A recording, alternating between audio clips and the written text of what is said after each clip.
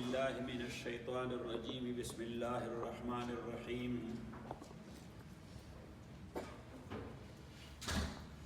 قل هل يستوي الذين يعلمون والذين لا يعلمون إنما يتذكر أولو الألباب وقال تعالى في مقام آخر ثم جعلناك على شريعة من الأمر فاتبعها ولا تتبع أهواء الذين لا يعلمون صدق الله وصدق رسوله النبي الكريم ونحن على ذلك لمن الشاهدين والشاكرين والحمد لله رب العالمين. My dear respected ulama, students and Tulabai Kiram, I'm very much happy to sit with you and to talk in the light of Quran and Sunnah about something which is much more important for all of us, and especially for ulama and students of Quran and Sunnah. In connection to my yesterday talk, if the time was short and very limited, I have to continue therefore. As we were talking about hadith, so first of all, because we are living in such an era where the people do believe in physical sciences more than their belief in Allah subhanahu wa ta'ala. They are impressed by technology more than somebody is impressed by his messenger and his message. This is totally unfortunate, because all these things are secondary. Primary for human and especially for Muslims is the message given by their creator Allah subhanahu wa ta'ala. In Holy Quran, Allah subhanahu wa ta'ala says, إن ربكم الله الذي خلق السماوات والأرض في 6 أيام. After that, say, ثم استوى على العرش يغشي الليل النهار يطلبه حثيثا والشمس والقمر والنجوم مسخرات بأمره ألا له الخلق والأمر تبارك الله رب العالمين. I will try to confine my talk to only this ayah, because we are living in a time of ilhad and zandaqa. People do ask a question: does God exist? I have written a book on that. Does God exist? Number two, we the Muslims even, and unfortunately, so-called ulama, they are causing and creating confusion as well, because they are bringing such a sensitive issue to the stage of general public which is beyond their approach. Abdullah ibn Masud raziyallahu ta'ala anhu says, they talk to people to the level of their approach. If you will be going too much high, so you are pushing them towards a fitna. You are putting their iman on stake. And that's why, regarding Ilmul Kalam, Imam Abu Hanifa rahmatullahi alayhi, when he was in his last moments, so he was making some wasaya to his son Hammad ibn Abi Hanifa.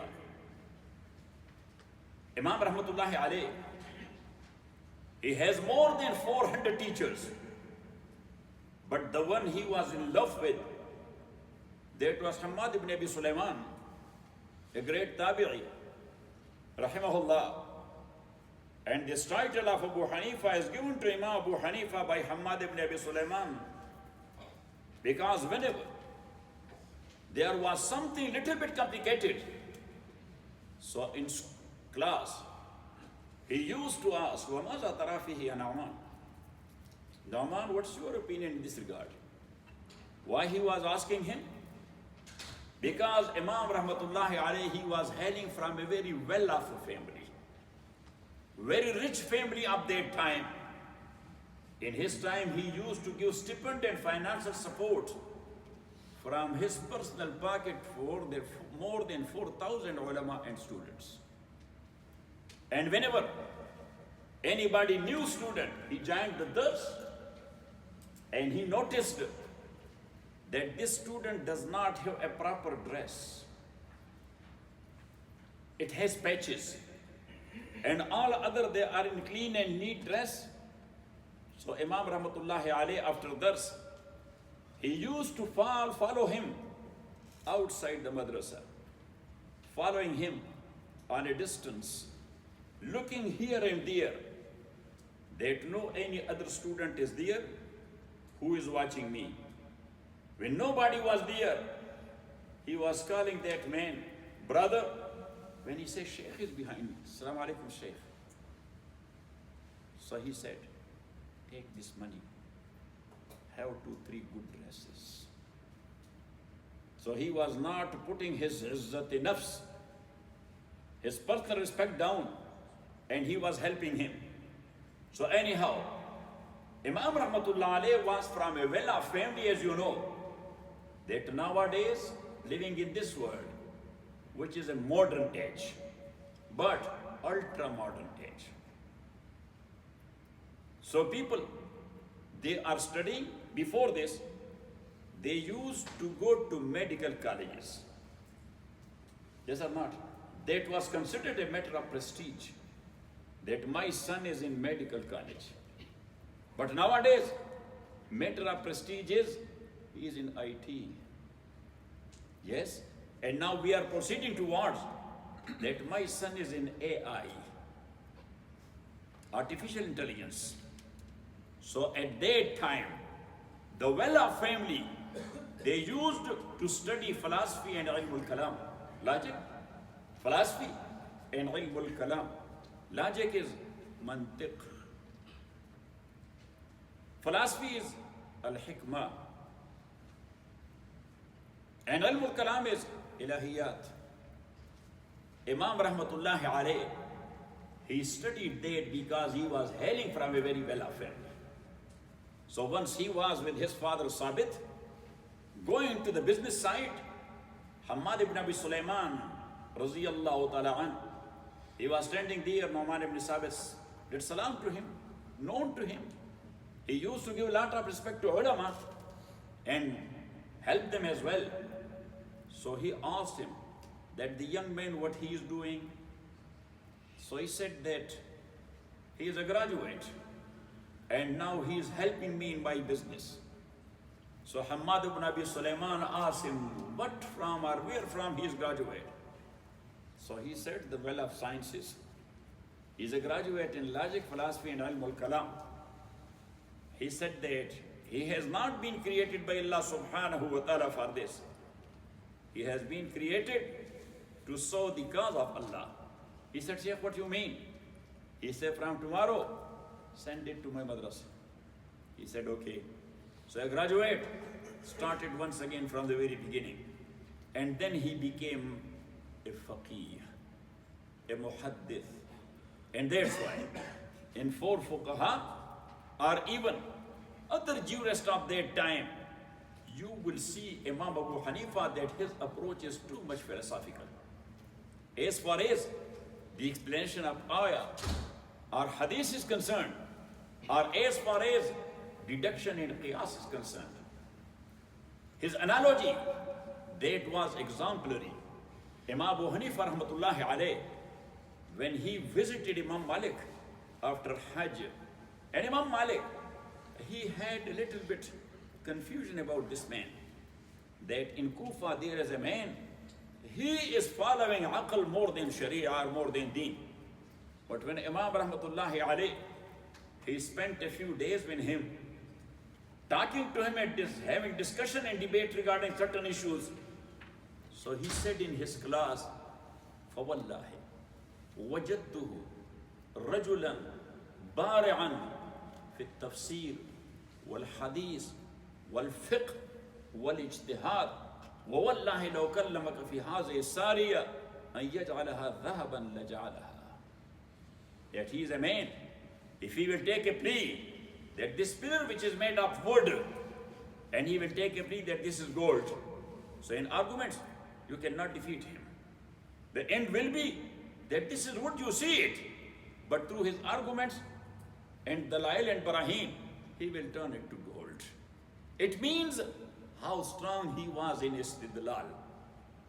So anyhow, he was giving wasaya to his son, Hamad, whom he named after the name of his sheikh, Hamad ibn Abi Sulaiman, Raziyallahu ta'ala an. As long as Hamad ibn Abi Sulaiman was alive, Imam never started his own dars. Even though other graduates, they started their own institutions, their own madaris, and they were asking him that, why you are not starting your own halaqah? He said, actually, I have given a word to my own self. As long as Sheikh is alive, I will join his dars. I will not start my own. And he said that still, I am getting new knowledge when I am sitting in his dars. And Hamad ibn Abi Sulaiman, he was trusting him a lot. That's why he was asking him questions. So once a confusing issue, it came, and he asked him, "Mamaza tarafihi Aba Hanifa?" So when he argued, and he gave his point of view, so he said, "Ya Aba Hanifa." So now Imam was looking at him, that what he means. Because until that time he was not Abu Hanifa, he was Nu'man ibn Sabit. He said, "Ya Aba Hanifa." So he said, "Sheikh Ma'ziratan, I don't know what it means." He said that the tribe I come from, the ink part, because your time is this technology time. Yes? Or that other one, which I don't have. I don't know how to use it even. So anyhow, this is the time. Before this, you were people of ballpoint and this. When we were students in schools, so that was the time of takhti, qalam and dawat. Dawat is ink pot. Qalam was made of a branch of tree. Yes, and takhti, that was a wooden board. We used to put white dirt on that, and then we were writing. Because calligraphy, that was actually the base of ta'lim at that time. So we were starting from that. So now the dawat, the ink part. Hamad ibn Abi Sulaiman, he told him that Abu Hanifa, in our tribe, the dawat and the ink part is called Hanifa. And you are Abu Hanifa. Not only Hanifa, you are, say, I think Maulana Mir Sahib has not put any restrictions on you that you cannot speak. Is there any restriction? Yes. So when I asked you that, he said Abu Hanifa. You are not Hanifa. You are Abu Hanifa, father of ink pots. He said until the day of judgment, people will be writing the knowledge you have provided the ummah. And still the ulama, they are writing from that Hanifa. And that's what Imam Shafi rahmatullahi alayh, when he visited him in Baghdad, so he said that لَقَدْ زَانَ الْبِلَادَ وَمَنْ عَلَيْهَا إِمَامُ الْمُسْلِمِينَ أَبُو حَنِيفَةَ فَمَا بِالْمَشْرِقَيْنِ لَهُ نَزِيرٌ وَلَا بِالْمَغْرِبَيْنِ وَلَا بِكُوفَةَ فَإِنَّ النَّاسَ أَعْيَالٌ بِفِقْهٍ عَلَى فِقْهِ الْإِمَامِ أَبِي حَنِيفَةَ. And he said all the jurists all over the world, they are just like kids of Abu Hanifa. They are just like, say, the children of Abu Hanifa. فَإِنَّ النَّاسَ أَعْيَالٌ بِفِقْهٍ. A'yal is someone you are feeding him. That all the people are fed by the knowledge of Abu Hanifa. So my dear respected brothers, in his wasaya, he told his son Hamad that never do munazarat. What is the output of munazarat? Breaking the ummah into pieces. And Allah subhanahu wa ta'ala says, شَرَعَ لَكُمْ مِنَ الدِّينِ مَا وَصَّى بِهِ نُوحًا وَالَّذِي أَوْحَيْنَا إِلَيْكَ وَمَا وَصَّيْنَا بِهِ إِبْرَاهِيمَ وَمُوسَى وَعِيسَى نَقِيمُ الدِّينِ. Say, no, loud. I have not brought with me any new Quran made up there in California. That's the same one, you have it and you memorized it. أَنَقِيمُ الدِّينِ وَلَا تَتَفَرَّقُوا فِيهِ. So two things regarding deen. Number one, أَقِيمُ الدِّينِ. So what is iqama? Qama yaqumu, you know, standing. But aqama yuqimu, make something standing.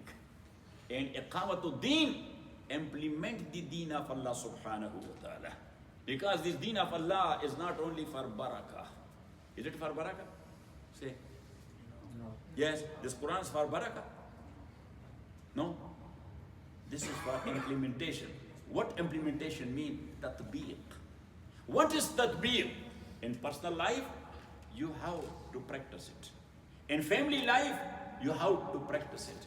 In social life, you have to practice it. In economical and financial life, you have to practice it. In political life, you have to practice it. Depend to what extent you can do it. So my dear respected brother and respected students, so he told him that do not debate, that break ummah. Number one. Number two, he said specially, never debate Ilmul Kalam or issues of Ilmul Kalam. Because in Ilmul Kalam is talking about what? Say. About what? Yes, say loudly, you are right. I have written for you a book in Arabic and English, in Urdu language both. But now that is in the printing in Pakistan. In Urdu, that is Ilmul Kalam ki tarikh wa irtiqa. In Arabic, Ilmul Kalam tarikhuhu wa irtiqa'uh. Ilmul Kalam tarikhuhu wa irtiqa'uh. So anyhow, Ilmul Kalam, that is a science of classroom. That is not a science to be discussed outside there to general public. That's why Imam Abu Hanifa rahmatullahi alayh, Wasil ibn Ubaid, you know Wasil ibn Ubaid? You don't. Inshallah, that book will come, so you will find out. Wasil ibn Ubaid is actually a great Imam of Mu'tazila. And he was the one who brought the discussion to general public. What discussion? That wujud is ayn mawjood or ghair mawjood. Sifatul Bari is aynul Bari or ghairul Bari. Got it? And Quran, that is kalam of Allah or not. And if that is kalam of Allah, that is hadith or qadim. So Imam rahmatullahi alayh, Imam Abu Hanifa, he was very controlling and passionate and stable man. But once he became angry and he said, Qatalallahu haza Wasil ibn Ubaid. Qatalallahu haza. Ata bil kalami ila kalami nas. Wahum la yarifun maza huwa. That may Allah kill this guy. He brought these issues to general public while they do not know what it means. If you will go out, just grab a very learned man and ask him that Karamullah, that is Qadim or Haris, he will be looking at you like this. What this man says.